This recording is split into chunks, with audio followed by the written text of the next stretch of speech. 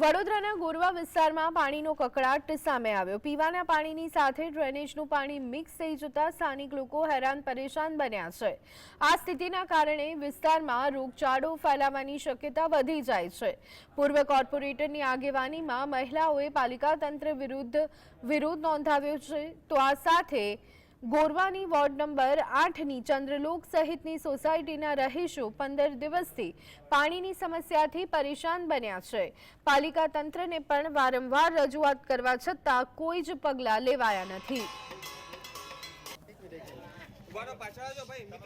છેલ્લા 15 દિવસથી આ લોકોને પીવાનું ચોખ્ખું પાણી નથી મળતું। એમાં ગટરનું પાણી મિક્સ થઈ જાય છે।